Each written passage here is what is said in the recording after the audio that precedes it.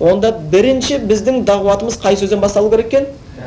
Ла илаха иллаллах. Муаз ибн Джабалды пайғамбарымыз Мұхаммед Мұстафа саллаллаху алейхи уассалам Йеменге жібергендегі айтқаны, бірінші сенің оларға үйрететін сөзің ла илаха иллаллах. Бір хадисте келеді, ай юахидуллах, таухидты үйрет дейді. Таухидты үйрет дейді. Файн атаук, егер осы нәрсені сен мойынсынса, түсінсе, онда айт оларға, Аллах Тағала бір күнде 5 уақыт намазды парыз еткенін енді оларға үйрет дейді. Осыны үйрет дейді. Сонда біздің кезеңімізде бұл нәрсенің маңызы әлі де жоғары болып тұрған естен шығармайық. Сондан кейбір адамдардың түсінігінде, мысалға, бір адам намаз оқиды, арақ тастады, бірақ палшыға барып жүр деген бір әйел кісі орамал тағып алды. Бірақ жаман сөзден тыйылып жүр. Намаз оқиды, бірақ палшыға барады. Анау арыстан баптарды әулиелер аралап жүр, аққу болып жүр, біреулер сұңқар болып жүр. Соған, анау тозаққа кетіп баратыр, бірдеңе деп айтсаң, біреді, қой енді оны не қыласың? Оның ісін жамандай берме. Ниетің тойба, ниеттері жақсы болар, ниеті жақсы болар. Арақ тастап жатыр, орамал тақ, ниеттері дұрыс болар деп қояды. Бұл біздің исламды түсінбегендігіміз болып келеді. Бұл нәрсе исламды түсінбегеніміз болады. Сондықтан шынымен Аллахтың хақысын білмейінше бұл жаңағы тозақтан құтылу деген нәрсе жоқ. Сонда әрқашанда енді осы нәрседе біз осы ақида сабағында осыны жиі айтқанбыз, және бұл нәрсеге жиі тоқтап та отырамыз әрқашан. Өйткені естеріңізде болсын, жақсы дағуатты кім істейді? Сол жасайын деп жатқан, уағыздайын деп жатқан тақырыбын біреуге түсіндіретін адам дейді, түсіндіре алатын адам өзі түсінсе ғана түсіндіре алады дейді. Егер сен өзіңнің сол тақырыбыңды түсінбеген болсаң, онда біреуге еш уақытта түсіндіре алмайсың. Біз ислам дініне бірінші бисмиллах деп бастап қадам басып кіргендегі ең алғашқы исламның табалдырығында айтқан сөзіміз, біздің исламның әлеміне кіргізген сөз ла илаха иллаллах болатын болса, бұны білуіміз әрқашанда керек болып табылады екен. Мысалға алатын болсақ, енді ла илаха иллаллах сөзінің аудармасы ла маъбуда бихаққин фил вуджуди иллаллах деп ғалымдар түсіндіріп жатыр. Бүкіл жаратылыста, бүкіл болмыста, бүкіл әлемде ғибадатқа лайықты Аллахтан өзге ешбір тәңір жоқ. Осы нәрсені түсіну. Адам егер осы сөзді түсінсе, онда ол бірден Исаға сиынудан, Буддаға сиынудан, әруаққа сиынудан бас тартады. Егер түсінсе, түсінбесе бас тартпайды. Осыны түсіну керектігі.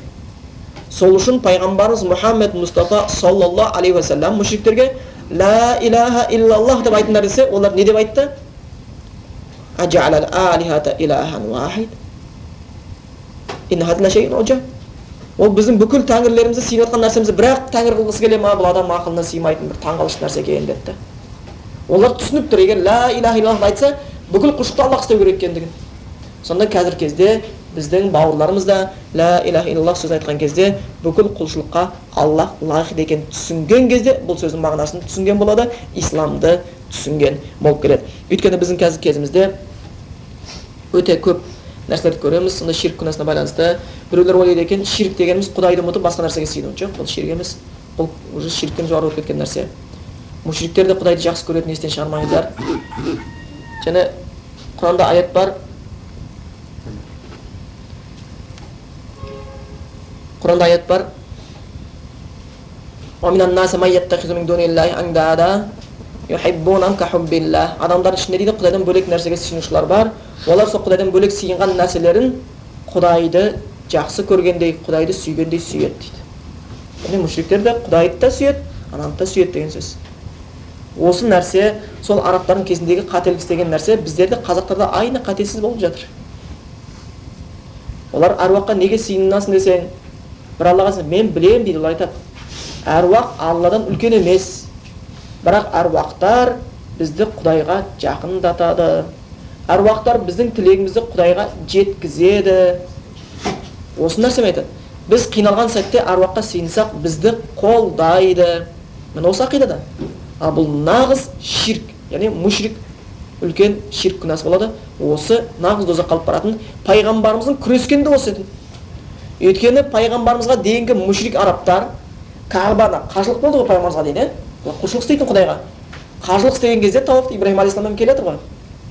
Меккеде Қағбаның төңірегінен тауаф істеген кезде мушриктер былай деп айтатын еді: Лаббайк Аллахумма лаббайк, лаббайк ла шарика лака лаббайк. Айтады, енді осы біз қазір айтамыз. Яғни Аллах келдім алдыңа хұзурыңа, сенің ешбір серігің жоқ Аллах тағала дейді да, илля шарикен, тек қана бір серігің бар, тамликуху анта ва ма малак. Оны сен иелік етесің оған. Сенің үкімің жүреді ол ширкке, ол нәрсеге. Бірақ оның үкімі саған жүрмейді. Осыларды мушрик деген. Олар мойындап тұр. Өздерінің сыйынған нәрсесі Құдайдан жоғары емес екенін мойындап тұр. Құдайға айтып жатыр: Құдай, сенің ешқандай серігің жоқ, бірақ біз бір нәрсеге сыйынып жатырмыз. Ол сыйынған нәрсемізге сенің үкімің жүреді, оның үкімі саған жүрмейді. Бірақ бұлар мушрик. Пайғамбарымыз сол кезде айтатын еді: Қат болды. Осы жерде тоқтаңдар, ар жағын айтпаңдар деп айтатын еді пайғамбарымыз. Соны біздегілер де дәл осы. Олар әруақты Құдайдан жоғары деп жатқан жоқ. Егер олар әруақты Құдайдан жоғары дейтін болса, онда әруақ сыйынған нәрсесін Құдайдан төмен дегендердің өзі дозаққа кіреді, онда олардың жағдайы не болатын? Валлаху тағала алам. Мүлдем қиын. Сондықтан әрқашанда осы біз бірнеше сабағымыз өткенбіз, соған өте ықтият болыңыздар. Ла илаха иллаллах Мұхаммад Расулуллах. Кішкене ғана бір сөз. Ла илаха иллаллах деген сөз айтқаннан кейін біздің мойнымызда артында міндет тұр. Әрбір сөздің артында жауапкершілік тұрады. Әрбір сөздің артында жауапкершілік тұру керек. Егер ол жауапкершілік тұрмаса, онда ол сөз бекер сөз. Ла илаха иллаллах деген сөздің артында жауапкершілік бар. Ол жауапкершілік: Аллах Тағала, мен бұдан былай қарай мен сенен өзге нәрсеге сыйынбаймын. Жалынсам да, жалбарынсам да, құлшылық етсем де бір ғана саған. Ияка нa'буду ияка настаин. Саған ғана құлшылық етем, сенен ғана жәрдем өтінем. Яғни бірінші сөз бүкіл құлшылыққа Аллах Тағала лайықты екенін үйретеді. Екінші, Мұхаммад Расулуллах деген сөз сол Аллахқа баратын жол, бір ғана жол, соны үйретеді. Қалай құлшылық етуімізді үйретеді. Бірінші сөз бүкіл құлшылық Құдайға лайықты екенін үйретсе, екінші сөз сол құлшылықты қалай жасау керектігімізді үйретеді. Сонда осы бір нәрселерден дағуатымызды бастағанымыз әрқашанда хайырлы. Сондықтан шынымен де Аллахқа сансыз шүкірліктер. Сөзімізді аяқтай келе айтатынымыз: Аллах Тағала біздерге, қазір діндер көп, әр дін өзінің несін жасап жатыр. Әсіресе осы қалада өздеріңіз көздермен көріп жатсыздар. Бұяқта мешіттен гөрі басқа нәрселер көп, басқа бір дін егелерінің табынатын жаңағы орындары, құлшылық орындары мешіттерден гөрі көбірек. Солар өздерінің несімен тартып жатыр. Солардың біреусімен барып сөйлесіп көрсеңіздер, сіздің дініңізді жоққа шығаратын бір дәлел келтіре алмайды. Олар бүкіл дін егелерін салыстырып көрсеңіз, бәрінде ширк күнәсі бар, исламда ғана ширк жоқ. Нағыз исламда ғана ширк жоқ. Олардың бәрі ұстанғандары Библия бола ма, басқа бола ма, бір оригиналын әкеп берші маған десең, әкеп бере алмайды. Ал Құран әлі күнге дейін сақталып тұр. Бұл үлкен нығмет, сенің хақ дін екенін дәлелдейтін. Құран сол күйінде Аллах оны сақтаймын деді: Инна нахну наззална зикра ва инна лаху лахафизун. Біз бұл Құранды түсірдік, ол Құранды қорғаймын деді, сөзсіз қорғаймын деді. Олардың кітаптары сақталмады. Әр поптың қолында Библиясы бір-біріне ұқсамайды. Сол күйінде жүріп жатыр, бірақтан солар адамдар өздеріне тартып жатыр. Олардың пайғамбарын айтқан пайғамбарлары оның Құдай дәрісіне жеткізді, бірақ сол Иса пайғамбарды біз де білеміз. Бірақ олар пайғамбар, Иса пайғамбардың айтқан бар әңгімелері, оның чудесное рождение дейді, ғажайып дүниеге келуі әкесіз. Одан кейін бір аз ғана мерзім 3 жылдың көлемінде хаварилерге, және өзінің апостол дейді, солар жасаған уағызы 3 жылдық. Одан кейін оның өлгені дейді, бітті. Олардың айту бойынша. Осы 3 тақырыптан басқа ештеңе айта алмайды Иса жайында. Ал біздің пайғамбарымыз Мұхаммед Мұстафа саллаллаху алейхи вассалам туралы том-том кітаптар бар. Өмірге шыр етіп келгеннен бастап өмірден өткенге дейінгі нәрселер жазылған.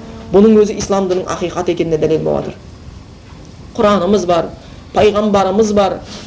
Бізде ешбір дінде мына хадис ілімі жоқ екен. Тек ислам дінінде ғана бар екен хадис ілімі. Басқа бір дінде хадис ілімі деген мына иснат, пайғамбардан бізге жеткенге ілім бар ғой сол. Хадис сахих, заиф деп бөліп жатамыз ғой. Бұндай ілім басқа дінде жоқ. Өйткені оларда сахих, заиф емес, бәрі заиф оларда. Өздері үшін бәрі сахих. Оларда бір жоқ жүйе. нақты дәлел деп айта алмайды. А біздерде пайғамбарымыз аузынан шыққаннан бастап оны кім естіді, кім жеткізді, бүкіл аты, семьясы, тұрған жері, мінезі, құлқы бәрі жазылып кеткен. Бұл ілім исламнан басқа ешбір дінде жоқ. Сонда шынымен де осындай бір құндылықтар тұрған кезде сол нәрсені түсініп, сол нәрсені түсіндіру осы ілім алып жатқаннан кейін сіздердің мойындарыңызға жүктеледі. Иншалла, осымен уақытымыз жақындап қалған екен. Аллах тағала нәсіп етсе, тағы да жүз жатамыз. Иншалла, сабақтарымыз